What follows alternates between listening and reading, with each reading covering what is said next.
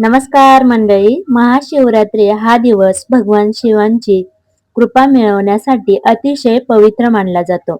अनेक जण या दिवशी उपवास करतात, रात्रभर जागरण करतात, अभिषेक करतात, पण काही वेळा परिस्थितीमुळे उपवास ठेवता येत नाही. मग प्रश्न पडतो, उपवास नाही केला तर शिवकृपा मिळणार नाही का? तर उत्तर आहे नक्की मिळेल. कारण शिवभक्तीचं सर्वात महत्त्वाचं आहे ते श्रद्धा आणि विश्वास. आणि मी तुम्हाला आज सांगणार आहे उपवास न करता येणारा 21 तांदळाचा सोपा उपाय. तो कसा करायचा आणि कोणत्या नियमांनी केल्यास तुमची इच्छा पूर्ण होण्यासाठी करायचा सर्व सांगणार आहे. सकारात्मक ऊर्जा तयार होते. महाशिवरात्रीचं महत्त्व काय आहे? शिवरात्री म्हणजे शिव आणि शक्तीचा मिलन दिवस.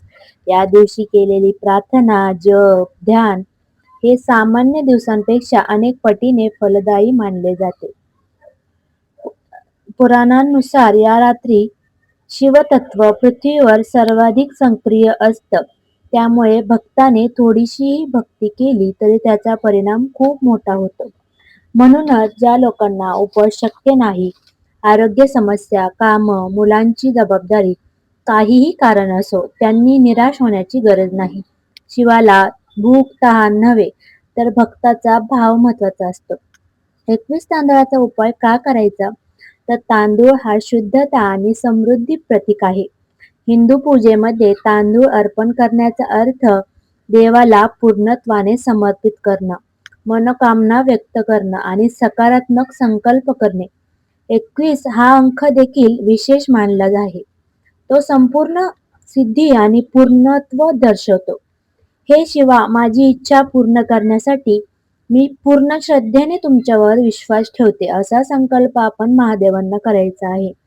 उपाय करण्याची अचूक पद्धत. पहिला टप्पा, सकाळी किंवा संध्याकाळी स्नान करून स्वच्छ कपडे घाला. मन शांत ठेवा. घरात शिवलिंग असेल त्यासमोर बसा. नसल्यास शिवांचा फोटो किंवा मंदिरातील शिवलिंगासमोरही करू शकता.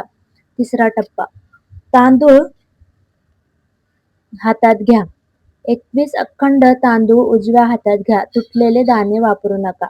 कारण पूर्ण दाणे म्हणजे पूर्ण विश्वास, पूर्ण इच्छा. तर चौथा टप्पा आहे संकल्प.